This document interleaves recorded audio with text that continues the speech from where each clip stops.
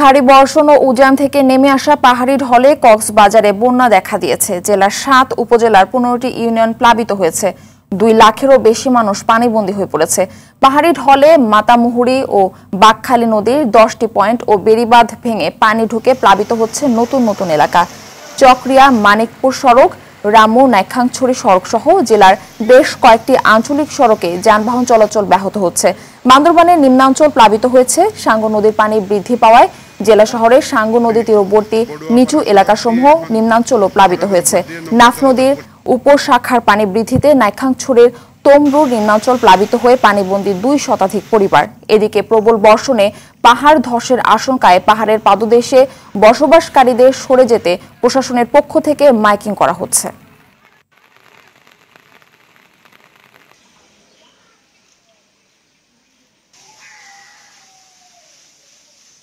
দীর্ঘ কয়েকদিন ধরে ভারী বর্ষণের কারণে যে তমরুর কয়েকটি গ্রামে পানিতে প্লাবিত।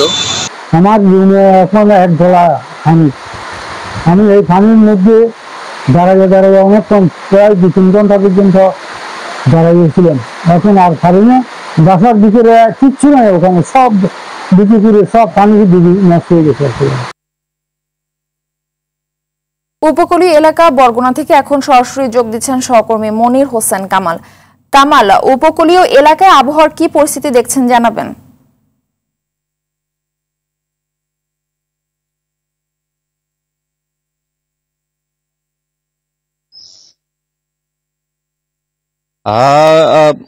গত কয়েকদিন ধরে বরগুনায় টানা বর্ষা হচ্ছে এবং থেমে থেমে বৃষ্টি হচ্ছে এবং বরগুনায় এই বৃষ্টিতে টানা বৃষ্টিতে জলাবদ্ধতা তৈরি হয়েছে। আমাদের কৃষি বিভাগ জানিয়েছেন যে বরগুনায় প্রায় ১ লক্ষ হেক্টর জমিতে আমনের ফসল রয়েছে এবং এভাবে যদি বৃষ্টি হয় এবং জলাবদ্ধ হয় তাহলে রোপাগুলো পচে যেতে পারে এবং আমনের ব্যাপক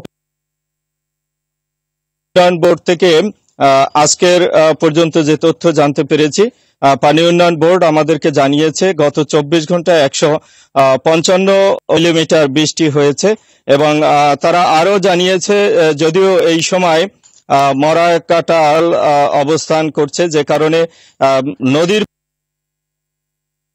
বৃষ্টির সাথে যদি নদীর পানি বাড়তো তাহলে এই যারা রয়েছে তাদেরকে দুর্ভোগে পড়তে হতো। তারপরেও দুর্ভোগ তৈরি হচ্ছে এবং যেভাবে বৃষ্টি হচ্ছে এভাবে যদি তাহলে পানি উন্নয়ন বোর্ড আমাদেরকে জানিয়েছে যে এই বৃষ্টিতে ব্যাপক ক্ষতি হবে এবং বরগুনা জেলা প্রশাসকও সকলকে সতর্ক থাকার জন্য অনুরোধ জানিয়েছে, কেননা এই বৃষ্টির মধ্যে একই সাথে আবার বঙ্গোপসাগর উত্তাল এবং ৬৫ দিনের নিষেধাজ্ঞা শেষে জেলেরা কিন্তু বঙ্গোপসাগরে মাছ ধরতে গিয়েছে এবং ইতিমধ্যেই পাথরঘাটার একজন জেলে শাহজাহান নামে একজন জেলে কিন্তু ঢেউয়ের তোলে ট্রলার থেকে বঙ্গোপসাগরে পড়ে নিখোঁজ হয়েছে।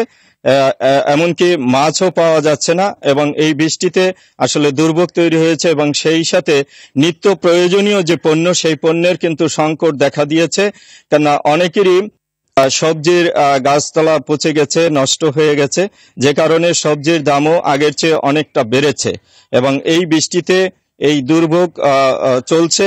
এই ছিল আমার কাছে সর্বশেষ তথ্য।